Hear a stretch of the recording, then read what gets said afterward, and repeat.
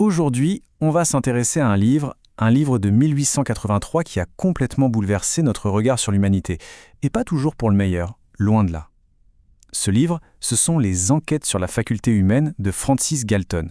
Un ouvrage, disons-le, aussi influent que dangereux. Alors qu'est-ce qu'on trouve là-dedans? Eh bien, Galton y a mis des années et des années de recherche. Son but, c'était de répondre à une question fondamentale. Pourquoi sommes-nous si différents? D'où viennent nos talents, nos faiblesses? En gros, il a voulu créer une sorte de carte complète de tout ce qui fait de nous des humains. Allez, c'est parti, on plonge dans ses découvertes, et attention, dans ses propositions aussi. Ok, pour comprendre Galton, il faut partir de son point de départ. C'est simple, son obsession, c'était l'incroyable diversité du genre humain. Pour lui, on est tous tellement différents. Il va utiliser une image assez choc, comme on va le voir, pour décrire ça. Un zoo. Voilà. Aussi profondément que les animaux dans les différentes cages des jardins zoologiques. C'est fort, non? Pour lui, l'humanité, ce n'est pas une grande famille unie. Non, non. C'est plutôt une collection de spécimens, de types, bien distincts les uns des autres. Et cette idée, c'est vraiment la pierre angulaire de tout son raisonnement. Donc, cette obsession pour la variété humaine, c'est vraiment le moteur de tout.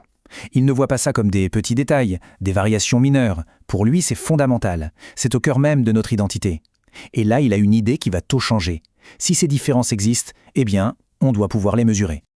D'accord, mais comment on fait, concrètement, pour étudier ça scientifiquement?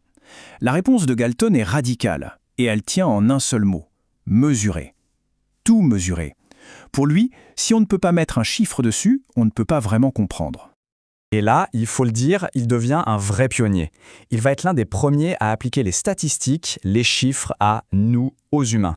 Et ce n'est pas juste une méthode, c'est une véritable obsession. Sa conviction profonde, c'est que tout, je dis bien tout, peut être quantifié et doit l'être. Et quand on dit tout, c'est vraiment tout. Regardez un peu l'étendue du projet, c'est vertigineux.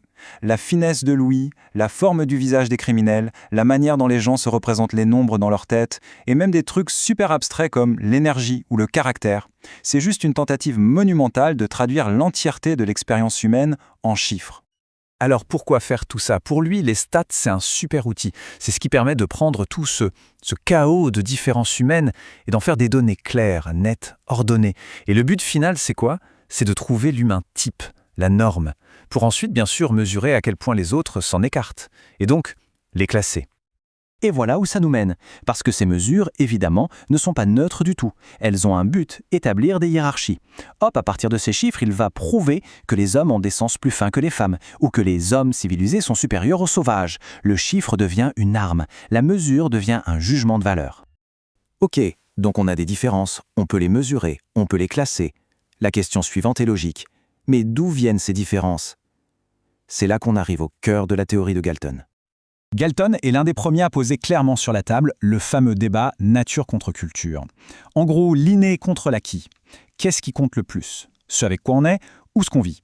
Et pour lui, alors là, il n'y a aucun doute. C'est la nature, l'hérédité qui gagne à tous les coups. C'est elle, la force qui décide de tout.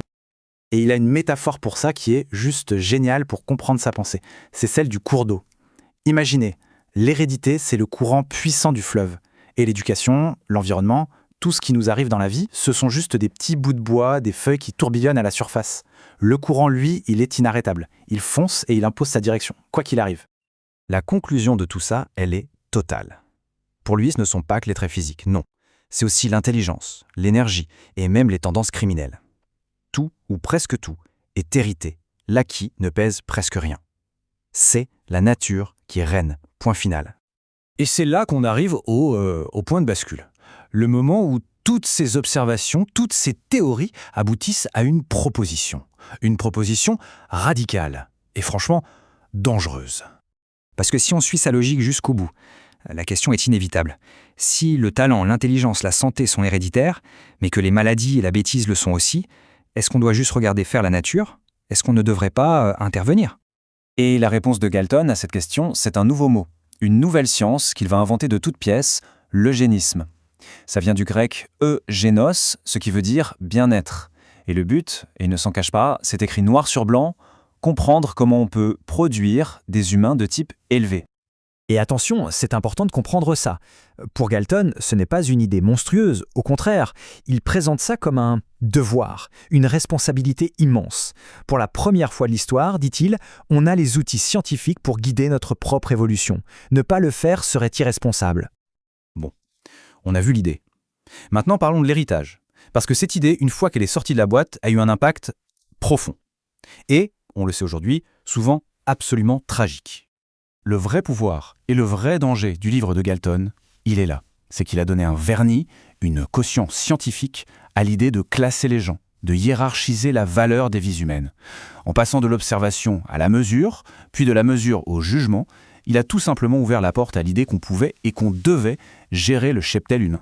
Ça fait plus de 100 ans que ce livre a été écrit. Et pourtant, la question qu'il soulève, elle est toujours là, brûlante d'actualité. Qu'est-ce qui se passe réellement quand on commence à vouloir mettre un chiffre sur la valeur d'un être humain ? C'est une question qui résonne encore très fort aujourd'hui, dans tous nos débats sur la génétique, l'intelligence et la société qu'on veut construire.